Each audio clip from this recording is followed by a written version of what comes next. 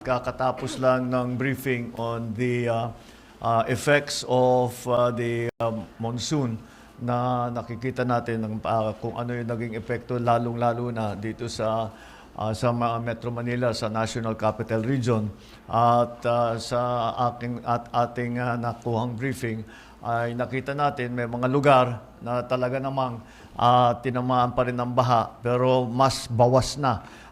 Kung dati ay 2 stories ang baha, ngayon siguro hanggang tuhod na lang. Yung iba hindi na nabaha. At ang isa pang bagay dyan ay mas mabilis na ang paglabas ng tubig. At kung dati tao ng 2-3 araw bago mawala yung baha, ngayon wala pang 1 araw wala na. At sa loob ng 5 oras 201 millimeters.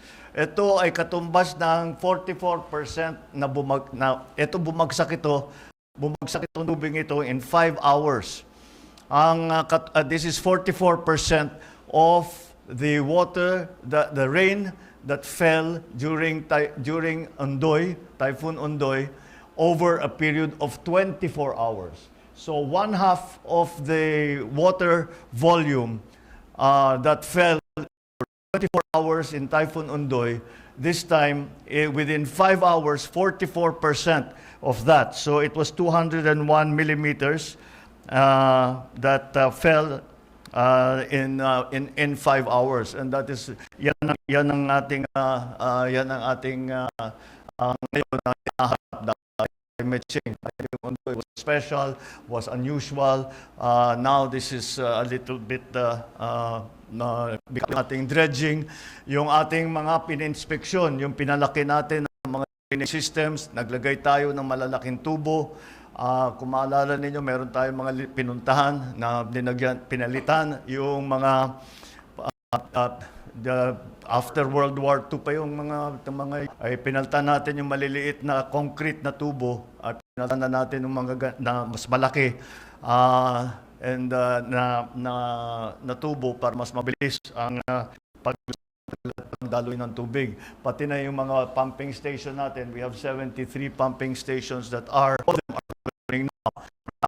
Ay hindi pa nakapag-function, minsan hindi pa gumana yon. Yung mga iba dyan, ngayon napapaandar na natin lahat.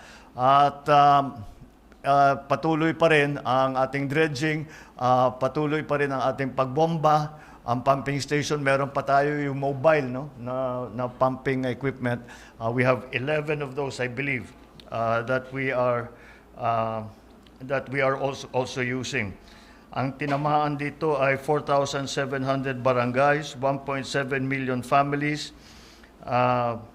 We have unfortunately already 27 casualties and 17 who are injured.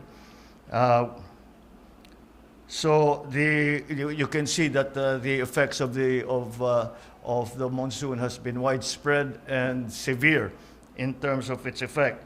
And so forward, what we are looking at is meron tayong na-identify, meron na may tumulong sa atin na galing Netherlands na pinag-aralan kung saan, paano ba yung mga iba pwede natin gawin. And those are to na maghuhukay tayo sa ilalim ng mga 30 sites which are in Rizal Memorial, Camp Aguinaldo. Para sa ilalim lahat ito. Hindi huhukayan ito tapos i-restore naman kung ano yung nandun dati.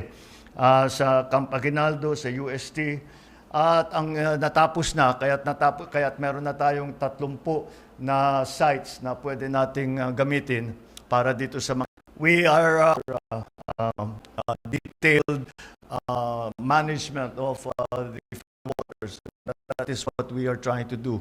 And not only in the initial briefing, doon sa mga huhukayan natin, nalalagyan natin sabi ko pag-aralan natin na imbes na itapon yung tubig sistema para kung ano man yung nakolekta na tubig, magamit din. Magamit for household use, magamit para sa magamit for industrial purposes, magamit for irrigation, whatever uses that we can find for it. Ang hinayan, makita natin nakapagkolekta tayo ng